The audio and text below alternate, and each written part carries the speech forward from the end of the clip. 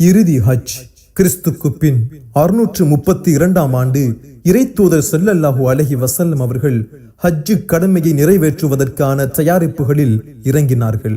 அதுவே அவர்களது இறுதி ஹஜ்ஜாகவும் அமைந்தது. ஹஜ்ஜுக்கான ஏற்பாடுகள் மிக பிரம்மாண்டமாகவே நடந்தன.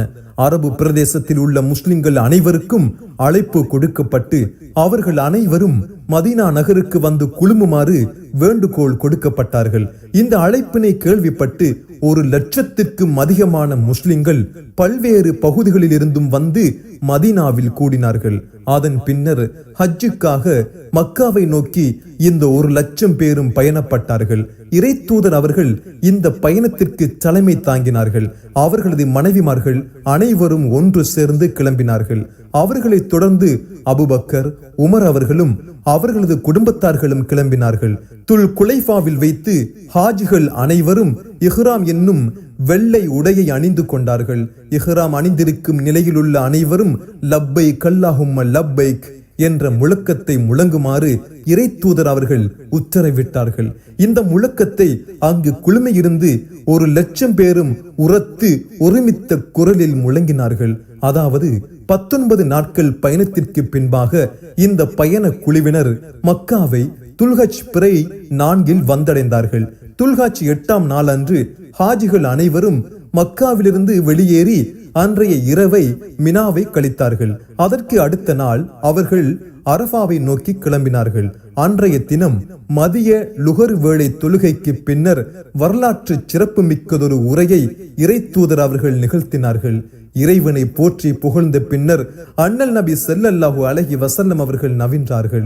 அறிந்து கொள்ளுங்கள், அஞ்சான கால வழக்கங்கள் அனைத்தும் வேரோடு அழிக்கப்பட்டு விட்டன. ஓர் அரபிக்கு அரபி அல்லாதவரை விடவோ ஓர் அரபி அல்லாதவருக்கு ஓர் அரபியை விடவோ எந்த சிறப்பும் மேன்மையும் இல்லை. நீங்கள் அனைவரும் ஆதமின் வழி தோன்றல்களே. ஆதமோ மண்ணால் படைக்கப்பட்டவராவார். முஸ்லிம்கள் ஒருவருக்கொருவர் சகோதரர்கள். உங்கள் அடிமைகள் பற்றி மிகவும் எச்சரிக்கையாக இருங்கள். அதாவது உங்கள் அடிமைகளுக்குரிய உரிமைகளை பேண காப்பதில் கண்ணும் கருத்துமாக இருங்கள். நீங்கள் உண்பதையே அவர்களுக்கு ஊட்டுங்கள். நீங்கள் அணிவதையே அவர்களுக்கு அணிவியுங்கள். அறியாமை காலத்தின் இரத்த பழிகள் அனைத்தும் ரத்து செய்யப்பட்டு விட்டன. இனி பழைய கொலைக்கு பழிவாங்கும் உரிமை எவருக்கும் இல்லை. அனைவருக்கு முதலாக நான் என் குடும்பத்தாரின் ரபியா பின் ஹர்ஸுடைய மகனுக்கான இரத்த பழியை ரத்து செய்கின்றேன். அறியாமை கால வட்டிகள் அனைத்தும் ரத்து செய்யப்படுகின்றன. இனி எவரிடமும் வட்டி தரும்படி கோர உரிமை இல்லை. அனைவருக்கு முதலாக நான் என் குடும்பத்தாரின் வட்டியை அப்பாஸ் பின் அப்துல் முத்தலிஃபிட் குறித்தான வட்டியை செல்லாதது என்று ஆக்குகின்றேன். பெண்கள் விஷயத்தில் இறைவனை அஞ்சுங்கள். பெண்கள் மீது உங்களுக்கும் உங்கள் மீது பெண்களுக்கும் உரிமை உள்ளது. இந்த நாளும் இந்த மாதமும் இந்த நகரமும் கண்ணியத்திற்குரியனவாய் விளங்குவது போன்றே உங்கள் இரத்தமும் உங்கள் செல்வமும் இறுதி தீர்ப்பு நாள் வரை கண்ணியத்திற்குரியவை. ஒருவருக்கொருவர் அதனை மதித்து கண்ணியப்படுத்த வேண்டும். நான் உங்களிடம் ஒரு பொருளை விட்டு செல்கின்றேன். நீங்கள் அதனை வலுவாக பற்றி பிடித்து கொண்டால் வழி தவறி போக மாட்டீர்கள். அதுவே அல்லாஹுவின் திருமறையாகும். இதன் பிறகு அண்ணல் நபி ஸல்லல்லாஹு அலைஹி வஸல்லம் அவர்கள் ஷரியத்தின் அடிப்படை சட்டங்களை எடுத்துரைத்தார்கள். பின்னர் மக்கள் திரளை நோக்கி வினவினார்கள், உங்களிடம் இறைவன் என்னை பற்றி விசாரித்தால் என்ன சொல்வீர்கள்? தாங்கள் இறைவனின் செய்தியை எடுத்துரைத்து விட்டீர்கள், உங்கள் கடமையை நிறைவேற்றி விட்டீர்கள் என்று நாங்கள் சொல்வோம் என்று நபித்தோழர்கள் கூறினார்கள். அல்லாஹுவின் தூதர் முஹம்மது நபி ஸல்லல்லாஹு அலைஹி வஸல்லம் அவர்கள் வானத்தை நோக்கி விரலை உயர்த்தி 3 முறை இறைவா நீயும் சாட்சியாக இரு, இறைவா நீயும் சாட்சியாக இரு, இறைவா நீயும் சாட்சியாக இரு என்று கூறினார்கள். இந்த சந்தர்ப்பத்தில் தான் திருக்குர்ஆனின் இந்த வசனம் இறக்கி அருளப்பட்டது. இன்று உங்களுக்காக உங்கள் நெறியை நிறைவுபடுத்தி விட்டோம். நமது அருளை முழுமையாக பொழிந்து விட்டோம். உங்களுக்காக இஸ்லாத்தை வாழ்க்கை நெறியாக அங்கீகரித்துக் கொண்டோம். இந்த ஹஜ்ஜின் போது நபிகள் நாயகம் ஸல்லல்லாஹு அலைஹி வஸல்லம் அவர்கள் ஹஜ் எப்படி செய்ய வேண்டும் என்று ஹஜ்ஜின் வழிமுறைகள் அனைத்தையும் தாமே நிறைவேற்றி காட்டினார்கள்.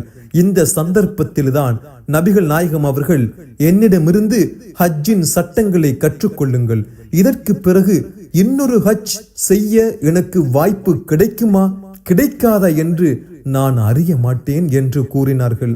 இதே சந்தர்ப்பத்தில்தான் நபிகள் நாயகம் அவர்கள் முஸ்லிம்களிடம், இங்கே இருப்பவர்கள் அனைவரும் இந்த அறிவுரைகள் அனைத்தையும் இங்கு இல்லாதவர்களுக்கு எடுத்துரைக்கட்டும் என்றும் கூறினார்கள். இந்த உரைக்கு பின்னர் இறைவன் தனது தூதருக்கு கீழ்கண்ட வசனத்தை இறக்கி அருளினான்.